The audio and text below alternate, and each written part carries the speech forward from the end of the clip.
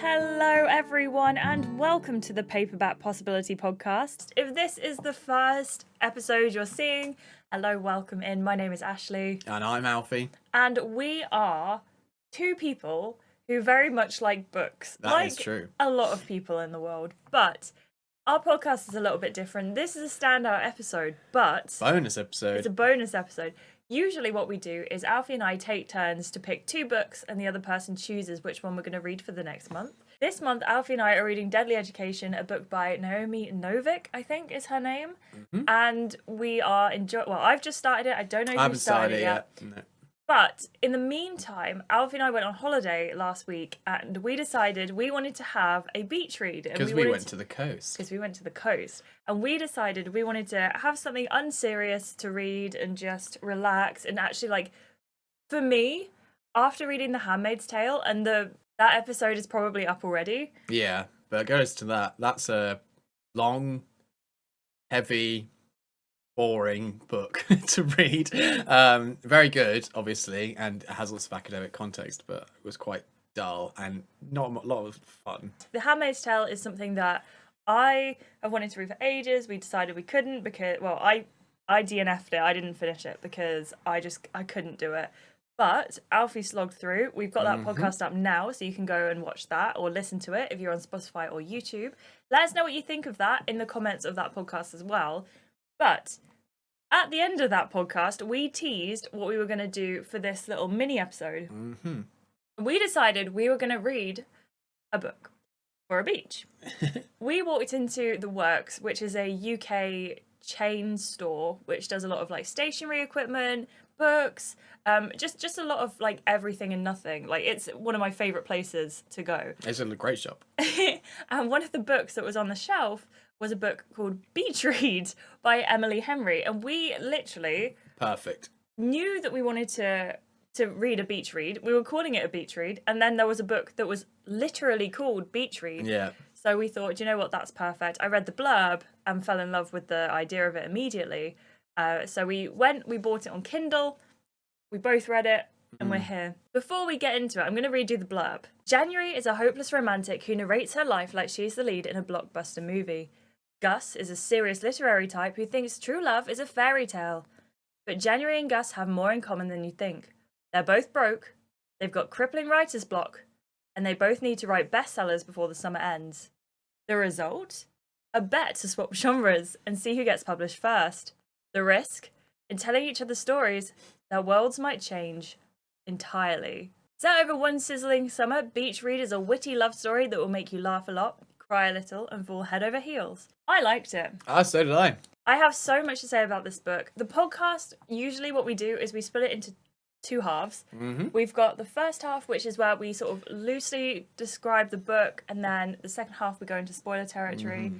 I think for this one, what we're going to do is we're just going to talk about the book openly throughout the whole podcast. Yeah, we're doing spoilers. I think we can just talk spoilers because this is a book where if you haven't read it, it takes about 3 to 5 hours to read if you're like relatively quick. Yeah, it's quite short. It's not like the longest book in the world. It was like 300 pages. 363 pages.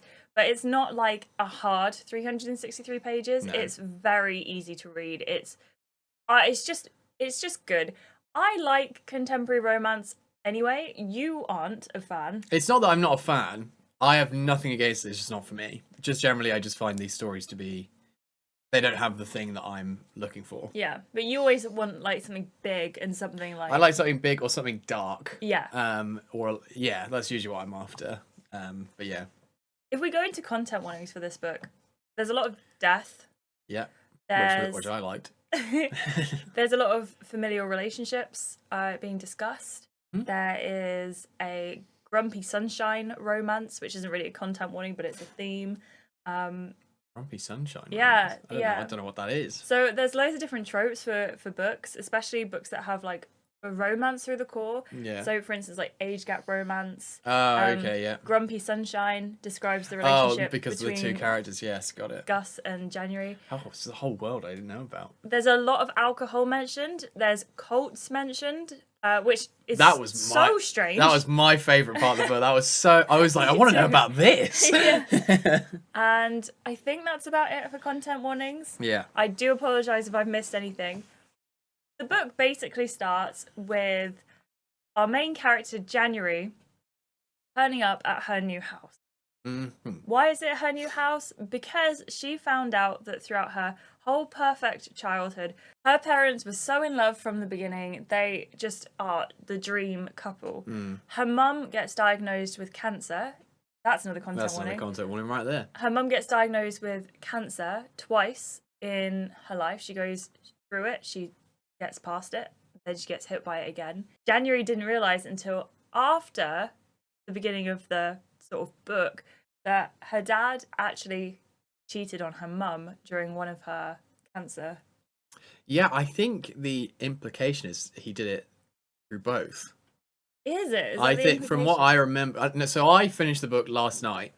You finished it yesterday afternoon. Yeah, yesterday afternoon. So it's still fresh.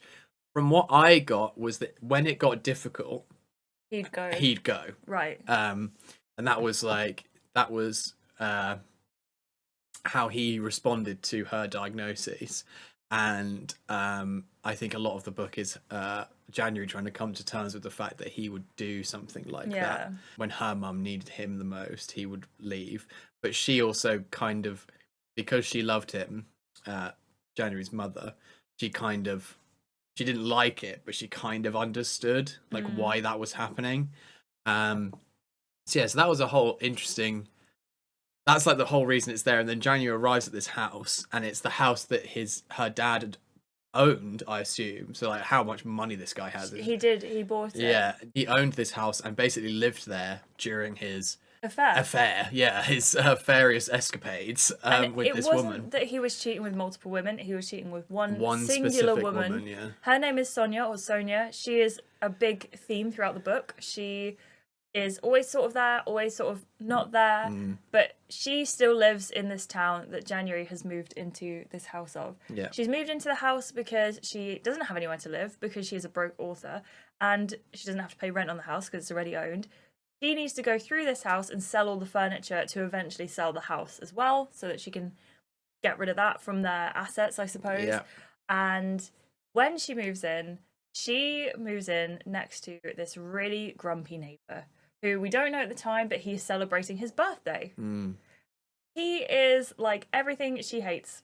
He is miserable, he is grumpy, he's just not a nice person at all. He's a pessimist, he's pessimistic, cynic, classic, all of the tropes. And we get this basically from her first and sort of second interaction with him. Yeah. Before she realises that this guy that she has moved next to just so happens to be her sort of high school rival. Yes, yeah. So when she was back at high school, she has always been interested in writing. They're both writers.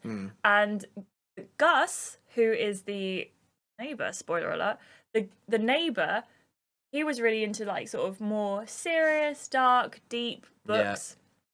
Yeah. Really like a dark mirrored reflection of him. He has a lot of trauma from growing up, so I suppose that is reflected in his writing. Yes. January was always more into sort of like romance and like lighter hearted books, sort of like the rom-com kind of feels, like how this book is written. Yeah. And she always sort of idolized Gus growing up, a little bit jealous. Yeah. A little bit like, I wish I was doing that. Yeah. And Gus didn't seem to pay attention to January at all. We have no indication at this point that he even knew who she was. But she works out, as we get into the book, that the neighbour who she's met in shadowy situations is Gus from her high school, and they're reunited. And he picks up the fact that she is January. But he knew that pretty much. He knew that, but he doesn't let on that he knows that straight away. Yeah. And he kind of plays it off like he doesn't recognise her, he doesn't know who he is. Who she is, sorry, and she's kind of going through like, does he remember me? And then she kind of goes into this whole like, why doesn't he remember me? That's so insulting. And there's a lot of throughout the book, there's a lot of one of the aspects that I didn't like about January's character. There's a lot of like, why doesn't he like me? Why doesn't he notice me? Why doesn't he remember me? And the other thing that I didn't like about Gus's character is that he did, but he purposefully makes her feel that way Yeah. for no other reason than to be kind of above her, and that comes through with what they write as well. And Gus kind of refers to what she writes as kind of like schlocky nothing fiction, and he's like, but what I write is like proper like fiction that people will want to read, and it all comes across as a bit like, why you gotta be like that, man? You know, he's got this sort of sanctimonious air. He does, thinks yeah. he's better than everyone, but this book has its flaws. Yeah, it does. It has its pluses. I really liked this book. I could definitely see myself picking it up and reading it again. I don't think you will pick it up and read it again. No. But for me, I thought it was just a perfect sort of like wrapped up love story. I really like standalone books as well, so this immediately has like a massive plus. I say I really like standalone books. There is a book I'm looking forward to coming out in August that's second in a series that I started reading last year, which I'm very excited for. If you want us to do a podcast based on like the books we're currently reading and the books we're looking forward to, by the way, please let us know, because I would love to do that. Because we both read outside of this podcast. We do. Like what's being talked about here. We do. One thing I will say, I will 100% pick up more Emily Henry books. Yeah. It was so good. One thing that did take me off guard is when you read like contemporary romance. Yeah. It's always really funny how you have your love story, that is the focus, and then you have all of the different other stories that are happening alongside it. Yeah, sure. So you've got the love story, you've got Gus's family. I think that all sort of like ties into one. Then you sort of have the underlying Sonia and her dad who are having this affair, Yes. and learning more about that and whether, you know, cheating on someone makes you like a terrible person or whether or not it was sort of justified, which is very much left up to the reader. It is. You get to decide what you think about that. And then you have this bet that's happening. So when January and Gus finally realise who they are, they basically make a bet with each other. Gus says, I think you could never write fiction like I do, like serious, sort of darker fiction. Yeah. And January says, well, you could never write a rom-com, romance, lovey, floofy book. And he's like, yes, I can. And she's like, yes, I can. Let's make a bet. Yeah. So they sit down and they make a bet about it. And one of the things that they do to sort of like outline how they are going to keep on top of this bet. Yeah, to keep each other moving through it. Yes, is they have date nights every week. They're not date nights. They don't start but as they date are nights. date But nights.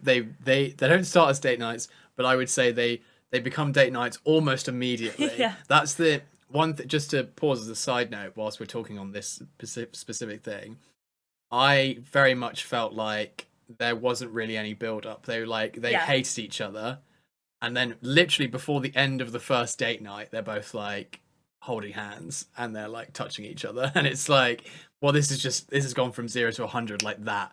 And I get that there's like they had a lot of chemistry, there's a lot of like banter, and like they clearly are attracted to each other, so maybe that's fine. But for someone who doesn't read romance, it just like they seem to be like at each other's throats, and they walk into a restaurant and they're like all over each other, and that's kind of that, and that's the end of that. So and then it's just going from there. I don't know if that's how it's supposed to work, but I think every romance book works differently. As someone who likes reading romance books but doesn't do it very often, my like favorite thing is like when you have the tension is so much and you can't like imagine not touching that person. Like it's so strong and you can like read the chemistry like right off the page. Like you're almost in it, you can feel it. Yeah. And I feel like those for me are some of the best stories, which I guess is why I liked this one so much. Yeah. Because you're right, it was like straight into the romance. They didn't really have any like sort of getting to know each other. There wasn't any kind of like crest of how this is working. It's just like we're at each other's throats, we don't like each other, but now we're all over each other. Yeah. And I liked. And I just felt like it just came across as a bit like, oh, like I knew this was where it was going. I guess I wanted to see some like drama of how we're gonna get there, but we're just like we're here and then we're there, and that happens within the space of about 4 pages. And then it's more the drama of what happens after that. Yeah. And that's good. I liked all that stuff. But that I remember reading it and being like, oh, we're already here already.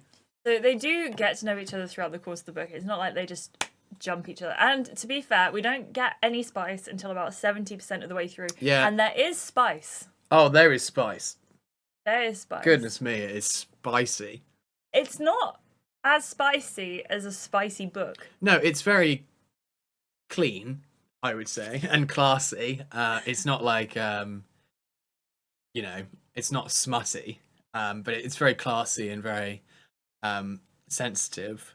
But good lord, she goes for it. This is like your first experience reading a romance, because you've read like Game of Thrones where there is spice. Yeah, I've read books that have romance in it, but never like that's the main focus of what's going on.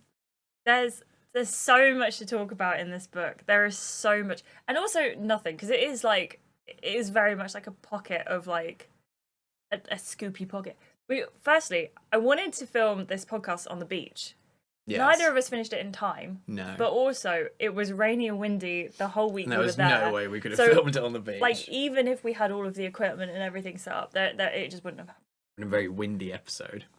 One of the storylines, apart from Sonia and the dad that run through the book, is the cult. Yeah, this is my favourite bit.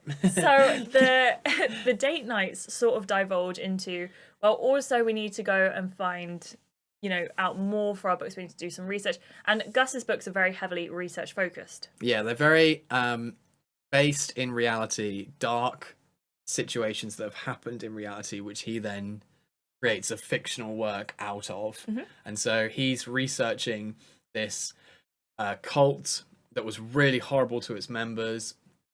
Horrible things were happening there. And he's going to write a book about a horrible cult. Not about this cult, but he just wants to know what that's like in real life, so then he can write like an adequate portrayal of that in a fictional setting. And so he takes January to meet people from this cult. And the whole way, whenever this bit of the book started, my like eyes like opened up and I was like, oh yeah, this is, because that's the kind of thing that I like to read. But I found all of that stuff quite interesting, and it's actually like really well done. Like the interviews that they talk about when they talk about this cult, those are like straight out of a very different kind of book. And I think it's really well done how Emily Henry she very much represents the kind of fiction that Gus would write, and she represents it very, very well. And I thought that added a level of validity to what was going on between January and Gus. I nearly said Emily and Gus, which is probably a Freudian slip. But she definitely, as an author, she clearly respects that other brand of fiction, and I like how she's basically saying like that's just as valid. Yeah. But also I can do that too. And there's a little bit, I imagine there's a little bit of self-insert going on there as well. But it's really well done, and it's really interesting. This, I can't remember what they're called, like the New World Cult, New Eden Cult, or something like that. And it's all like really terrible. Like the members are only allowed to do certain things. They're not allowed to leave the religion. They're very controlled. We basically talk mostly to this like one family, like a mother and her son, and the son has a much harsher and worse memory of it than the mum does. The mum kind of just accepts it as like, well, we just kind of did what we needed to do because we didn't have any money, and these people took us in. Whereas the son views it as like they wouldn't let us leave, we couldn't do anything, and all this stuff. And it comes across as really, really dark. And there's this really great moment when January kind of very much takes that all on board, and she listens to them, and she really like takes all that in, and she kind of thinks about how Gus must feel writing about all this stuff. And that then kind of leads us on to why Gus writes all this stuff and the past that he has. And Gus's past is basically that he was abused as a child quite badly by his father. And then much more recently, and this is definitely a spoiler, he was in a marriage where his wife left him for his best man at his wedding, and that just destroyed him. Like, he was so ready to like give it a go despite his childhood trauma, and then he was betrayed, and it's very much like well, that's just it, I'm just not doing it anymore. And you can definitely understand then why Gus is like how he is. Again, which I really loved. Like, the characterization of both these characters is really good. I actually really liked Gus as a character. He's obviously a bit of a bad bloke, particularly at the start, and he has like moments throughout the book where he makes like the wrong decision. He's kind of a knobhead, but but at the same time, he kind of comes good. Like he has goodness in him. He just needs the opportunity to have that, to share it with someone who recognizes that part of him. And there's a really great line that January recognizes after he goes through all this with her, and she says, "Nobody ever chose Gus. Like nobody ever gave Gus a go. He was always either beaten up by his dad, and his wife left him. Like nobody's ever just loved him for him." And I thought that was really good. I really liked that character arc for him. I think that the characters were both really frustrating at times and quite annoying, and I really liked that because I think it added so much character. Yeah. And I think both of these people are very believable characters as well. 100%. I don't think that they're caricatures or anything like that. I think they are slightly stereotyped, but in the way that all humans in certain job roles are stereotyped. Like a romance writer being like January makes sense. Yes, yeah, of course, yeah. And like Gus being the sort of like hardened fiction writer. And his hair's messy, and he's all like, "Oh God, the world is so bad. I can't quit smoking, and all I drink is black coffee," and it's all that kind of thing. Does it sound familiar? Yeah.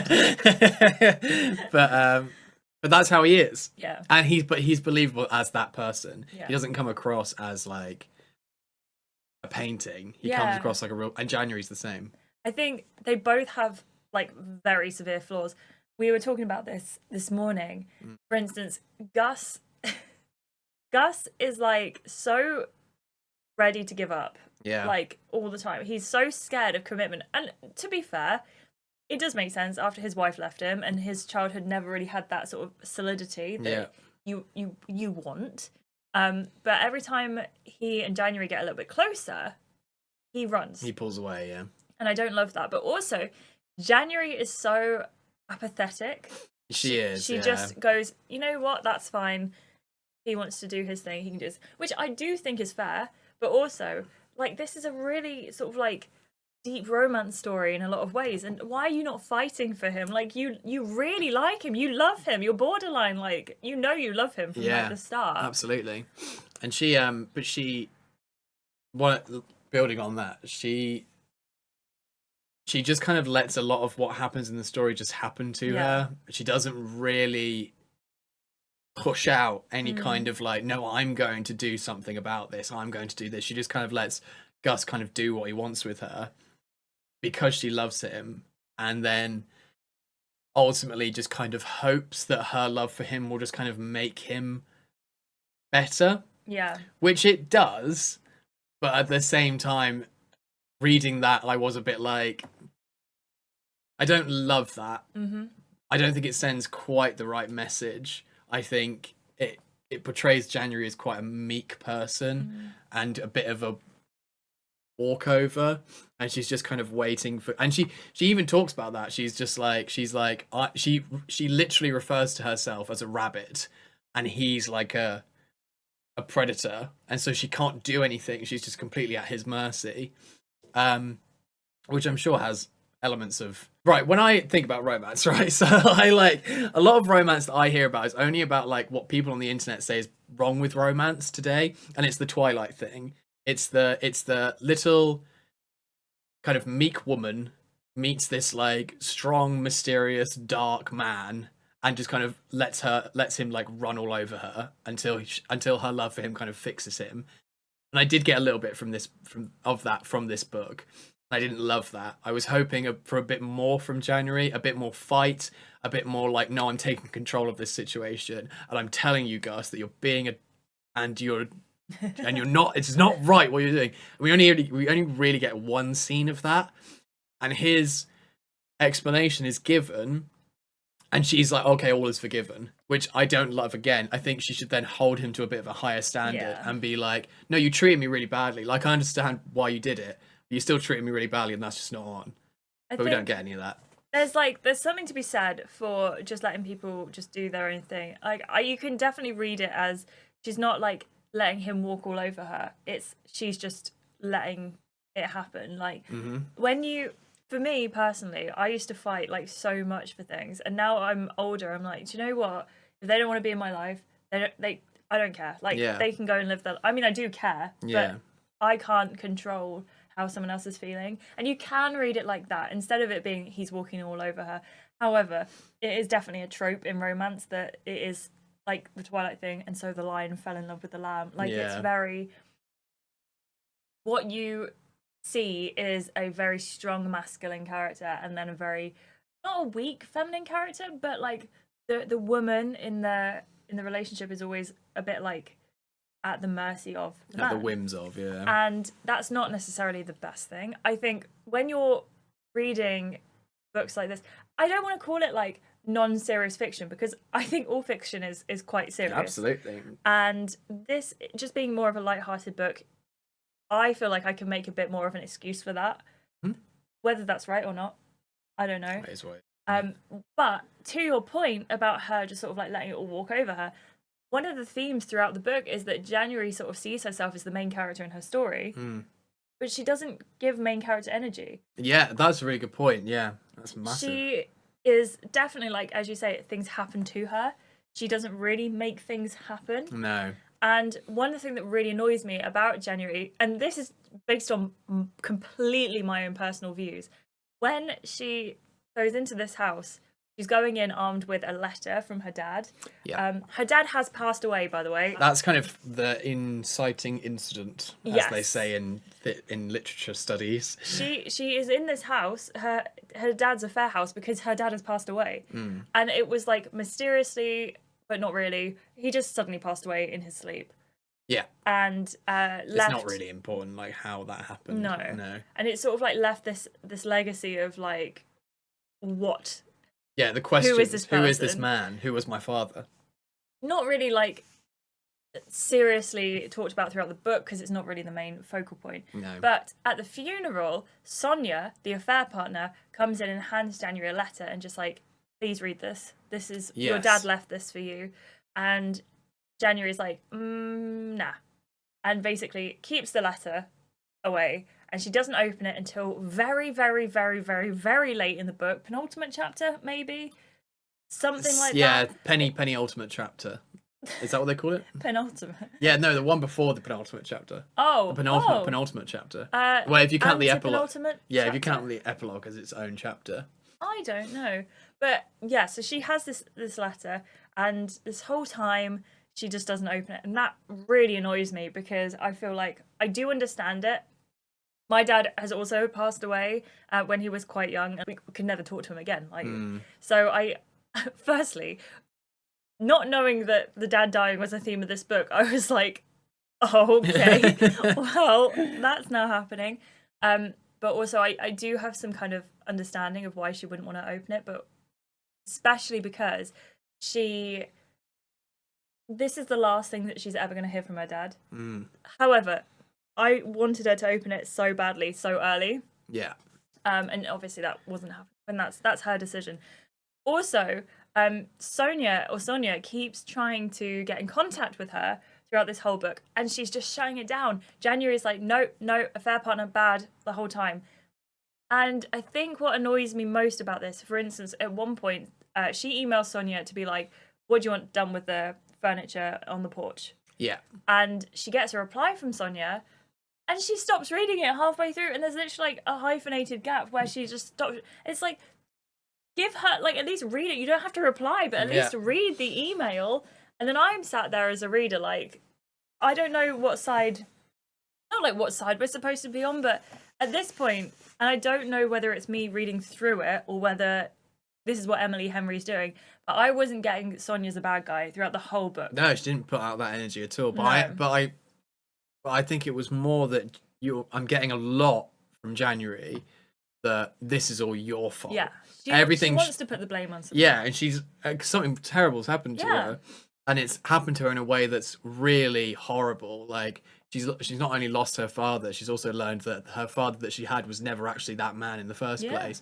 So she doesn't know who that is. And she does talk about, like you mentioned just there quite a lot, where she's just like, but now I can't talk to him about it. Yeah. Like, I can't ask him about anything. And there's this part towards the beginning of the book where she says, I'm so angry about that, because all of this stuff that I now know about him, I can't ask him about it, Yeah. and that's not fair. Like, how dare he leave me with all of this stuff that now I just don't understand? And she's got all that anger, so she just thrusts it on Sonia, and which is unfair. But I think it then adds to the believability. I think that's quite a human reaction to have. Yeah, absolutely. And but the problem is, like, there's that little element of narrativeness where it's a bit like, if you just open the letter, everything would be fine. Yeah. Like, it's there and it's not open for a reason. Yeah. And I fully agree with Emily Henry leaving that to the last minute. But It is, you as a reader, you know that. You know, just as a person, as that fourth wall, just knowing how fiction works, you know, reading it, if you just open that letter, January, everything's going to be fine. And it makes it a little bit difficult to not just get frustrated whenever it comes to a situation where the letter's in talk and she's like, well, I'm not going to open it. It's just like, oh, for God's sake, just open it. yeah, literally. I think for you, and tell me if I'm wrong, I think that there's a lot of the underlying storyline was more interesting to you than Gus and January romance. Yeah, the cult thing. Everything aside from everything aside from the actual romance, I found more interesting. I really found Gus's character arc to be quite interesting, and how he recovered from 2 traumatic events which are linked together in his self-worth, and how he kind of gets past that. I found the cult subplot that was kind of like a sort of like Watchmen comic book thing going on that I really liked. That was just like completely not attached to the story at all, but has like similar themes that kind of fall back into the story of familial relationships that go through this book. And yeah, that's about it. That's kind of the parts of the book that I found the most interesting. I found January's character to be too meek to be really interesting, because she never does anything. And I really despair for her as a character, because everything just happens to her. She never does anything about it. It's not until the very end of the book, when she actually opens the letter, that it's like, I'm actually doing something about this now. But even then, she's doing something about it only to then find that her problems are now solved because of what her dad put in the letter. So again, it's another thing that's just happening to her that's kind of sorting her life out. So yeah, she lacked like a level of agency that I just found her to be quite a bit nothing, unfortunately. But still, she's believable enough as a human being that I didn't write her off completely. So many people don't have agency. Yeah. So many people let things happen to them. And I think that doesn't take away from her being like a real character. Yeah, absolutely. I do think I really loved it when she and Gus really started writing. Yeah. Because there was all these like research trips, aka dates, and it just got more and more like deep in that. And then all of a sudden she's like, I need to write this book. Yeah. And she sat down and she starts drawing on all of these personal experiences of herself and puts them into this book.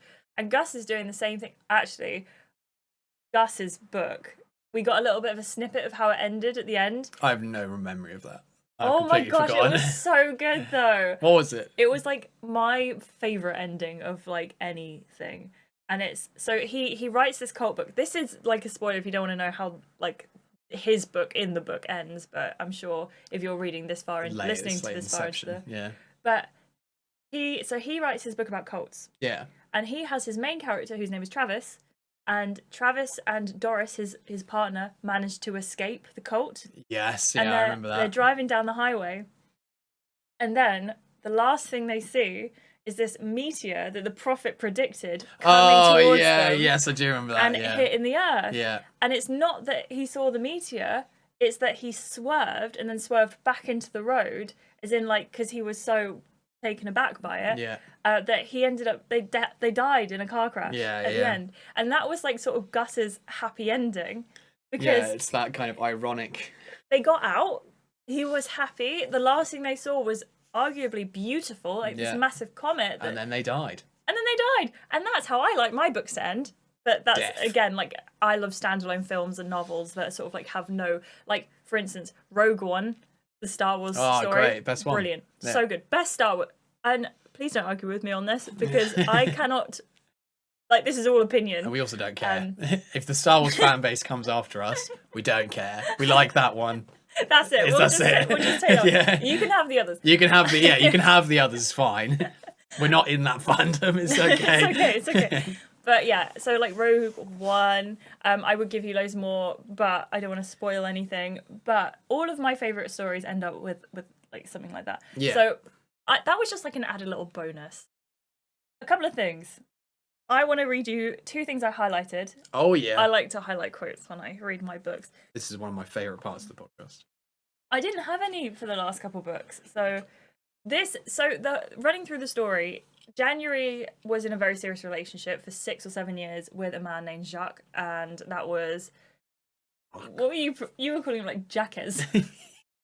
In your head. In my head, I'm like, Jacques? Jacques? Jacques. So Jacques is his, like, the dream golden man, but he's not. He's a bit of a wet wipe, to be honest, and he's not very nice. So after some reflection, January says, he fits so perfectly into the love story I'd imagined for myself that I mistook him for the love of my life. And I just thought, that's the most perfect... That is very good, yeah. That's so... Emily Henry, a lot of this writing is incredibly good, by the way. I don't know if you would agree with me, but for me, I just think it's so simple and so perfect. And she's got these little nuggets of just wisdom, beauty and wisdom. Yeah. So I really, really liked that a lot. I thought that was really, like, nice. And as someone who's put myself in that position before as well, I just related really hard to that. Yeah. The other one is near the end of the book, and it's when, throughout the whole story, January has a best friend called Shadi, or Shady. I pronounce it Shadi. Yes. She is always on the phone. She's never there. And at the end of the book, she ends up coming and visiting in January. And she says, they're having this conversation about falling in love. January was in love with Jacques, or Jacques. Yes. Or Jacques. Jacques. And she never fell in love with him. Yeah. I liked that. Yeah, I did like that, yeah. And so January asks, so falling's the part that hurts? And if you wind up in love without it hurting, then there's no falling. And Shadi says, no. Falling's the part that takes your breath away. It's the part where you can't believe the person standing in front of you both exists and happen to wander into your path. It's supposed to make you feel lucky to be alive exactly when and where you are. And it's just like, it's just those moments that just make it such a good read. And like, there's so many moments like that in this book where I just feel so heard. Yeah. And like, I think that's maybe the reason why I like romance so much in this genre, because it's not, you know, unrelatable. It's not set in the past. It's not set in the future. It's not like dystopian. I love dystopian fiction, but it's not dystopian. It's just like anyone could be in this situation, realistically. My favourite thing about this book, and every book that I read that I end up really liking, is I had a few tears at the end, I can't lie. I was doing a little bit of a little sob. And when you finish a book and you're sat there and all you want to do is just sit there in that moment, like you don't want it to quite end, and there's just this bubble of just powerful story that has just captured you for as long as you've been reading, and you just don't want to leave that moment quite yet. Yeah. And you just sit in it, and there's this sort of silent bubble. And if you know what I'm talking about, then I had that with this book, and I really liked that. And when I was getting to the end, I was getting sadder and sadder that it was going to be over, because I was just enjoying that world so much. And again, it's not high stakes. It's not like... It's incredibly low stakes. It's really, really low stakes. And it's not something I do not want a sequel. But no. I love it. And I love the vibe. And I just think it was a really nice experience. For me, realistically, you're going to disagree with me, but for me, this was a 5-star read. Wow, okay. I don't think it was, like, groundbreaking. I think that there were so many flaws in, like, the characters, but for me, and sitting with that way after, I enjoyed it so much, and I have to say I do sort of rate it separately to like other books like Stranded. I don't think I gave a 5 stars to Stranded. I can't remember. We didn't podcast that one. We didn't podcast it. Yeah. No, Stranded by Sarah Goodwin was my favorite book read of last year, and I really loved that. But I don't know if I gave that 5 stars. I just felt like it was just so cozy and heartwarming, and I think that genre of book, I find it really difficult to not give a 5 star to. I am not going to give it 5 stars. I'm going to give it 4 stars because of January's character. But I do completely see what you're saying. I think as a romance read, this is a very good romance read. It's very heartfelt, like the pearls of wisdom that come through it, the subplots and the subtext, and the secondary plot of the cult thing and the books they're writing is all super interesting. Yeah. The actual romance of it was the least interesting part of the book for me, but that's more of a personal taste thing, I think, than an actual quality thing. But I can see the value in this 100%, despite that it's not to my taste.